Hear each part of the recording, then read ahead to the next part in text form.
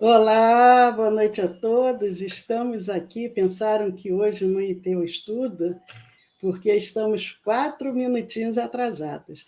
Mas estamos aqui, como todas as terças-feiras, para o nosso estudo do Evangelho. Eu sou Leila Rocha de Oliveira, do Centro de Estudos Espíritas Allan Kardec, e com muita alegria nós estamos juntos, mais uma noite de terça-feira, para esse encontro espiritual. Hoje, dia 16 de janeiro de 2024, mais um ano cheio de esperança, de sonhos, de expectativas. E nós aproveitamos para saudar os amigos encarnados, os amigos desencarnados, os benfeitores espirituais da nossa casa espírita, mas saudamos também aqueles que vão nos assistir depois através dos nossos canais do Facebook, do YouTube, do Instagram, do Telegram. Então, amigos, sintam-se bem-vindos, sintam-se fazendo parte da família do SEAC de Olambra. E nós vamos iniciar a nossa noite, como sempre, entrando nesse clima espiritual, abrindo uma mensagem para a nossa reflexão do livro Vinha de Luz, através do benfeitor Emmanuel e Francisco Cândido Xavier. É a mensagem 105, o título da página: Paz do Mundo e Paz do Cristo. Todos nós ansiamos pela paz.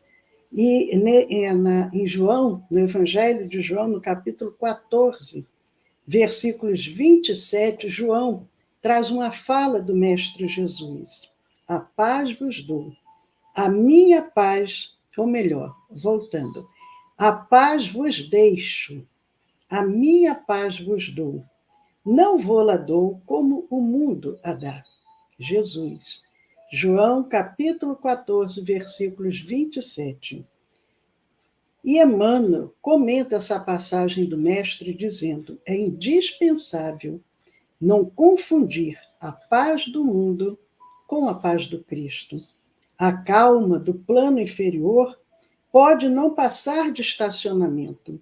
A serenidade das esferas mais altas significa trabalho divino, a caminho da luz imortal.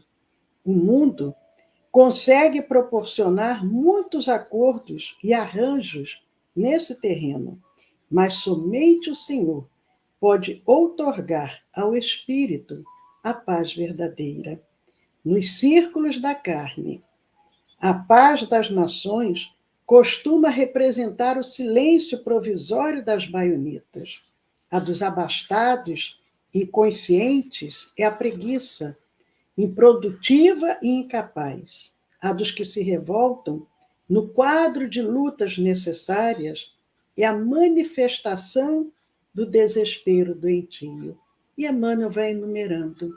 Cada um, ainda com as suas imperfeições, presos a um sentimento de paz diferente da paz do Cristo. Há muitos ímpios, caluniadores, criminosos e indiferentes que desfrutam a paz do mundo. Sentem-se triunfantes, venturosos e dominadores no século. E ele finaliza dizendo: não te esqueças, contudo, de que a paz do mundo pode ser, muitas vezes, o sono enfermiço da alma. Busca, desse modo, aquela paz do Senhor, paz que excede o entendimento, por nascida e cultivada, portas adentro do espírito, no campo da consciência e no santuário do coração. A mensagem 105 do livro Vinha de Luz, Paz do Mundo e Paz do Cristo. A paz vos deixo, a minha paz vos dou. Não vou-la dou como o mundo a dá. Jesus. Essa passagem se encontra em João, capítulo 14, versículos 27. Vamos orar, agradecendo a oportunidade de estarmos aqui esta noite. Terça-feira, 16 de janeiro de 2024. Abrindo os nossos corações para conectarmos com o amor divino E com gratidão, damos início a mais essa noite, pedindo, Senhor, toca as nossas vidas, ilumina os nossos caminhos, nos envolva, Senhor, nos envolva com a tua paz. Sê conosco, agora e sempre. Muito obrigado, Senhor. Graças a Deus.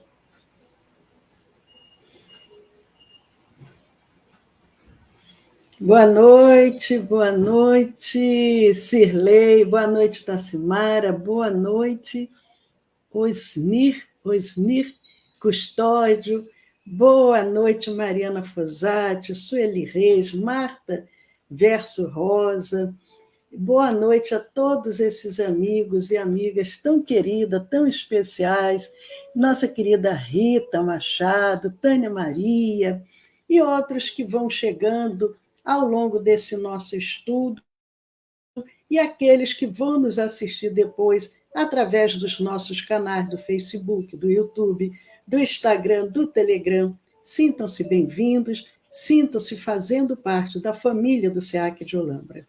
Com muita alegria, nós vamos iniciando a nossa noite, dando continuidade ao nosso estudo do Evangelho, lembrando que o nosso estudo do Evangelho, eu sempre gosto de lembrar, para aqueles que, porventura, vão chegar pela primeira vez, nós temos 3 objetivos com esse estudo. Primeiro, compreendermos melhor a mensagem do Evangelho à luz da doutrina espírita, prepararmos os trabalhadores da nossa casa e prepararmos aqueles que serão assistidos através da reunião de vibração e irradiação, que é uma reunião que virá logo a seguir ao término do nosso estudo do Evangelho.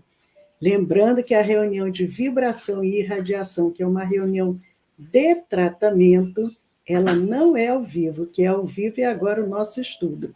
A reunião de tratamento é uma reunião à distância de 8h30 às 9h30 da noite, lembrando horário de Brasília, e eu vou aproveitar e pedir aos universitários para ligar aqui o ventilador, porque o ar-condicionado até está razoavelmente dando conta, mas os princípios inteligentes também querem participar desse nosso encontro, então com o ventilador já ajuda eles a ficarem quietinhos, só ouvindo, e não ficarem assim, senão tem que ficar assim o tempo todo. Boa noite, Arnaldo Reis, seja muito bem-vindo, Eudócia, toda essa família Reis, tão querida, tão especial. Então, lembrando a vocês, como nós estávamos dizendo, o nosso horário é horário de Brasília, porque mesmo dentro do Brasil, há diferença de horários. Então, o nosso horário aqui do nosso estudo, o estudo é 20 horas, de 8 às 8h30 da noite, e a reunião de tratamento é de 8h30 às 9h30 da noite, horário de Brasília. Então, com todas essas explicações, nós vamos iniciar o nosso estudo da noite de hoje. Nós iniciamos a semana passada, dia 9 de janeiro de 2024, o capítulo 15, Fora da caridade não há salvação. E nós vimos que o capítulo 15, Kardec colocou subtemas: o de que precisa o espírito para se salvar, a parábola do bom samaritano, o mandamento maior, a necessidade da caridade, segundo Paulo, fora da igreja não há salvação, fora da caridade não há salvação, instruções dos espíritos e, mais uma vez aqui, fora da caridade não há salvação, dentro das instruções dos espíritos também. Então, Kardec ele vai comentar: fora da caridade não há salvação, e os espíritos também vão comentar esse tema. Então, amigos, semana passada nós vimos o capítulo 15, o item 1, que é uma passagem que foi selecionada, através de Allan Kardec, do Evangelho de Mateus, capítulos 25, 31 a 46, quando ele coloca esse subtema aqui: o de que precisa o espírito para se salvar, e ele vai falando o dia que o Filho do Homem virá para separar os bodes das ovelhas. Quem não teve oportunidade, porventura, de estar conosco, entrem lá no nosso canal do YouTube, na playlist Estudo do Evangelho, 9 de janeiro de 2024, e vocês terão condições de acompanhar o que nós refletimos aqui a semana passada. E hoje nós vamos, ainda no capítulo 15, estamos iniciando o capítulo 15, vamos ver o item 2, que é outra passagem também que foi selecionada por Allan Kardec, agora é de Lucas, do Evangelho de Lucas, o capítulo 10, versículos 25 a 37. Semana passada nós só vimos a passagem de Mateus, não trouxemos nenhum comentário de Kardec, e hoje nós vamos ver essa passagem de Lucas, que também é uma passagem longa, então não vamos ter condições ainda de iniciarmos o item 3, quando Kardec faz os seus comentários, as suas reflexões. E essa passagem de Lucas é uma passagem muito conhecida, à medida que nós formos comentando, vocês vão logo lembrar. Mas, logo lá no um dos temas, justamente o que nós vimos semana passada, o de que precisa o Espírito para se salvar, e hoje, no item 2, é a parábola do bom samaritano. A parábola do bom samaritano, que eu acredito que a maioria conheça. Então, a parábola, vejam, não é uma história verdadeira. Nós precisamos também ter essa compreensão. Lá no Evangelho, no Novo Testamento, no Antigo também, tem momentos que é uma história real, tem momentos que são parábolas, que são textos, ou não seria bem textos, são histórias, para que aqueles que ali estavam ouvindo pudessem refletir, como a gente conta uma história para uma criança. Inclusive, as crianças adoram histórias de acordo com a idade, historinhas de bicho. Os bichos falam, os bichos têm casa, os bichos fazem comida, viajam. É uma parábola. Então, Jesus ele vai contar uma parábola, que é a parábola do bom samaritano. E Lucas transcreve essa parábola. Começa assim. Então, levantando-se, disse-lhe um doutor da lei para o tentar: Mestre, que preciso fazer para possuir a vida eterna? Jesus, ele vivia cercado pela multidão, pessoas simples do povo, mas também viam aqueles doutores da lei para ouvir e tentar, inclusive, às vezes, colocá-lo numa situação difícil, com a intenção de derrotá-lo, de incriminá-lo. Quem eram os doutores da lei? Os doutores da lei eram os homens judeus, que eram versados na lei religiosa.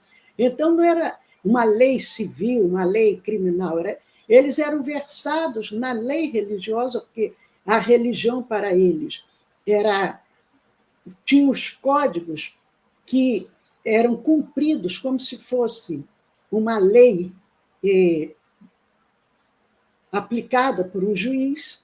Então, aqueles doutores da lei eram aqueles homens judeus versados na lei religiosa de Israel e responsáveis por interpretá-la na comunidade judaica, porque sabemos que os ensinos vinham de forma oral, eles transcreviam aqueles ensinos naqueles pergaminhos, e aqueles homens mais letrados, mais cultos, que sabiam ler, que sabiam escrever, eles acabavam se tornando os doutores da lei para interpretar aquela lei religiosa. Na época de Jesus, inclusive, os fariseus, eles formavam parte do grupo dos doutores da lei. Então, aquele doutor da lei, querendo testar, Jesus pergunta: Mestre, o que preciso fazer para possuir a vida eterna? Jesus responde a ele e a todos que estavam ali ouvindo: que é que está escrito na lei? que é o que está escrito na lei, que é o que leis nela. Vejam, Jesus, muitas das vezes, ele se utilizava disso. Ao invés dele responder diretamente, ele provocava a pessoa, ele vinha com outra pergunta. Ao invés dele responder, ele perguntava. Aqui ele faz duas perguntas. Que é o que está escrito na lei? Ele era doutor da lei, ele conhecia a lei religiosa. Que é o que leis nela? Porque o que está escrito. E o que é que você entendeu do que está escrito ali? Qual a interpretação que você deu? Afinal de contas, você é o doutor da lei. Ele respondeu, o doutor da lei responde a Jesus. Ele respondeu: amarás o Senhor teu Deus de todo o coração, de toda a tua alma, com todas as tuas forças e de todo o teu espírito, e a teu próximo como a ti mesmo. Atualmente, essa resposta do doutor da lei, ela é mais abreviada.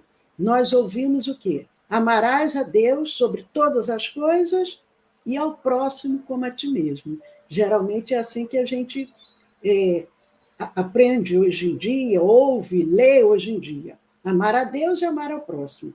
Mas o doutor da lei ele tem uma resposta completa. Amarás o Senhor teu Deus de todo o coração, de toda a tua alma, com todas as tuas forças e de todo o teu espírito, e o teu próximo, como a ti mesmo. Disse-lhe Jesus: respondeste muito bem, faze isso e viverás. Ele queria saber como ter a vida eterna. A vida eterna. Ele diz: olha, se você amar a Deus e amar a teu próximo, você já está com o teu lugar garantido. Já está rumo a um espírito puro. Faze isso e viverás. Mas o homem, querendo parecer que era um justo, diz a Jesus: quem é o meu próximo? Olha que coisa interessante. Quem é o meu próximo? Vocês aí, já pararam para pensar? Se alguém perguntar a você, quem é o teu próximo? O que você responderia? Quem seria o teu próximo? Jesus pergunta. O homem quer saber. O homem quer se colocar justo, querendo parecer justo. Questiona Jesus. Quem é o meu próximo? Jesus, tomando a palavra, lhe diz. E aí ele conta uma parábola. Não é uma história real, é uma parábola que ele vai contar, que é a parábola do bom samaritano, que nós conhecemos. A parábola do bom samaritano. Então vamos lá a essa história, essa parábola que Jesus conta para o doutor da lei, para que ele pudesse ter essa compreensão de quem era o próximo. Quem era o próximo? Ele diz: um homem que descia de Jerusalém para Jericó caiu em poder de ladrões, que o despojaram, cobriram de ferimentos e se foram, deixando-o semi-morto. Vejam, a parábola que Jesus conta, e essa parábola, ela dá margem a algumas interpretações, inclusive essa descida aqui, o homem estava no alto e ele desce para Jericó. Então, ele sai de um nível espiritual elevado e ele vai para um nível inferior. Mas vejam, a história que Jesus narra, a violência já existia, senão Jesus não ia contar essa história. Ele conta, o homem está em viagem, ele está indo pelo caminho, ele é assaltado, além de ser assaltado, ele ainda é ferido, ele é agredido fisicamente, e deixam ele lá no meio da estrada, quase morto. Vejam, hoje a gente fica muito impactado com as notícias, muitas das vezes, mas já existia a violência, de uma forma talvez não tão intensa, porque a população era muito menor, mas Se ele conta uma história, é porque ele se baseia em algo real. Deixa o homem ali, semi-morto. Aconteceu em seguida que um sacerdote, descendo pelo mesmo caminho, o viu e passou adiante. Esse sacerdote sai de Jerusalém para Jericó, porque Jericó era uma cidade mais elevada, passa, vê aquele homem ali caído, um sacerdote do templo, e vai embora. Quem eram os sacerdotes do tempo de Jesus? Nesse sentido, saduceus, fariseus, essênios, elotes, herodianos, eles formavam os principais partidos políticos e seitas religiosas daquela época. Um desses poderia ser sacerdote. Caifás, ele foi o sumo sacerdote, foi o chefe dos sacerdotes em Jerusalém. Durante 18 anos, nesse período de Jesus, Caifás era o sumo sacerdote. Entre os anos 18 e 36, ele ficou 18 anos como sumo sacerdote. Ele era saduceu. O Caifás, sumo sacerdote, ele fazia parte do grupo dos saduceus. E como está narrado lá no livro de Atos dos Apóstolos, no capítulo 5, versículos 17. Então, esse sacerdote desce, passa ali pelo caminho, viu o homem e prossegue. Um levita, conta Jesus, que também veio àquele lugar, tendo-o observado, passou igualmente adiante. Nem se tocou de ajudar o homem. O que eram os levitas naquela época? Era alguém descendente de Levi, filho de Jacó. Então, eles levavam em consideração toda aquela descendência. E o filho de Jacó, Levi, quem descendia de Levi, isso era, às vezes, 3, 4, 5, 6, 10 gerações. Eles iam seguindo essa cronologia. Era um levita. E os levitas, eles apareceram na Bíblia especialmente por serem pessoas que foram separadas para cuidar das questões do santuário e do culto a Deus durante a Antiga Aliança. A Antiga Aliança se refere ao tempo da Bíblia hebraica, do Antigo Testamento. Esses levitas, que eram descendentes de Levi, que era filho de Jacó, eles auxiliavam os sacerdotes no templo. E eles seguiam muitos preceitos, eles seguiam muitas orientações materiais. E por que também eles vão e passam reto e nem olham? Porque quando eles iam para o templo, eles tinham que se purificar, tinham que tomar banho, tinham que passar por um ritual muito intenso. E eles não poderiam tocar em ninguém que tivesse morto. Se eles tocassem em alguém que tivesse morto, eles tinham que voltar e fazer todo aquele ritual novamente para poder ir para o templo. E como eles estavam indo em direção ao templo, eles não sabiam se o homem estava morto, porque Lucas narra, ele estava semi-morto. Então, eles vão adiante e nem olham, porque eles pensam, nossa, eu tive tanto trabalho para me purificar, se eu tocar nele e ele estiver morto, eu vou ter que fazer tudo novamente. Mas vejam como que nós ainda somos mais apegadas às coisas exteriores do que o que é realmente mais importante. E vai o sacerdote, o levita, mas continua Jesus contando. O que aconteceu? Mas um samaritano que viajava, chegando ao lugar onde jazia aquele homem e, tendo-o visto, foi tocado de compaixão. Samaritano era o povo samaritano, ele teve origem na época da monarquia em Israel. O rei Davi e o rei Salomão, eles reinaram no reino unificado. Então, eram 12 tribos, que eram os descendentes de Jacó. os 12 filhos descendentes de Jacó se dividiram em 12 tribos. Isso na época de Davi e de Salomão. Mas após a morte do rei Salomão, a nação de Israel ela foi dividida em 2 reinos. Era o reino do norte de Israel, com capital em Samaria, e o reino do sul em Judá, com capital em Jerusalém. Eles se dividiram, houve uma separação. O reino do norte é onde ficava Samaria, onde ficava o povo samaritano. E o reino do sul é onde ficavam de Judá, que depois passaram a ser denominados os judeus, porque eles eram de Judá. E criou-se, todos eles eram um único povo, mas criou-se uma dissensão entre eles. Então, os que eram de Judá e os que eram da Samaria, eles passaram a se desentender. Para os samaritanos, Moisés era o verdadeiro profeta.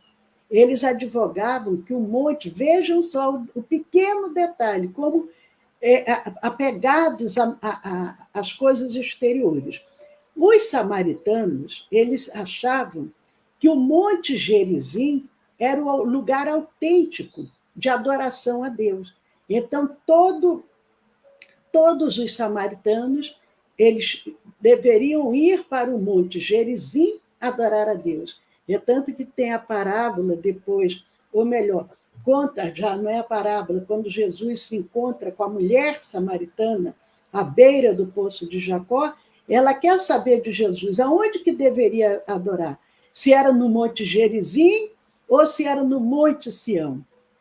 E Jesus diz, haverá tempo que essa adoração será dentro do coração, em outras palavras, mas ele fala mais ou menos isso para a mulher samaritana. Então, os samaritanos, eles acreditavam que o Moisés, que era o verdadeiro profeta, que o Monte Gerizim que era o local autêntico para adorar a Deus, e não o Monte Sião, que era em Jerusalém. E a tribo de Judá, posteriormente todos passaram a ser denominados judeus, eles tinham essa separação. Então, eles achavam que os samaritanos eram pessoas impuras, pessoas desqualificadas, e Jesus justamente aproveita o quê? Pegar um samaritano que as pessoas não gostavam para contar a parábola, que o samaritano foi tocado de compaixão. E o que o samaritano fez? Aproximou-se dele, daquele homem caído, deitou-lhe óleo e vinho nas feridas, que era a medicação que eles usavam. Não existia analgésico, as coisas que tem hoje. Colocou óleo, vinho nas feridas e as pensou. Pensou envolveu com um gaze, com algum pano, ali envolveu, pensou as feridas, depois, pondo no seu cavalo, levou a uma hospedaria e cuidou dele. No dia seguinte, esse samaritano, continua Jesus contando, tirou 2 denários e os deu ao hospedeiro, dizendo, trata muito bem deste homem, e tudo que despenderes a mais, eu te pagarei quando eu regressar. Que ele estava indo na viagem, quando ele voltasse, ele pagaria as despesas daquele homem que ele nunca tinha visto na vida. Ele deu 2 denários ao dono da hospedaria. O denário era uma moeda de prata romana, cujo peso estimado era 1/4 do ciclo do santuário, aproximadamente 4 gramas. O seu valor, 1 denário, representava o salário diário de um trabalhador e foi considerado equivalente à dracma, que era uma moeda grega. Então, ele deu 2 denários ao hospedeiro, que correspondia a 2 dias de trabalho de uma pessoa, né, de um trabalhador, e prometeu, quando eu voltar, eu pago as despesas que tiver acontecido. E aí Jesus pergunta ao doutor da lei, qual desses 3 te parece ter sido próximo daquele que caíra em poder dos ladrões?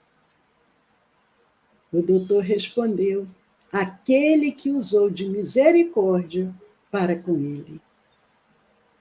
E Jesus encerra: então vai, diz Jesus, e faz o mesmo.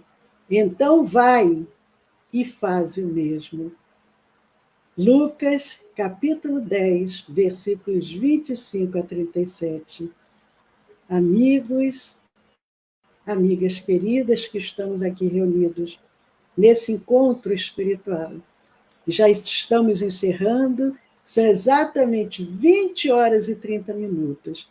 Até domingo, no nosso Evangelho no Lar. Saúde e paz a todos. Foi muito bom estarmos juntos. Muita paz.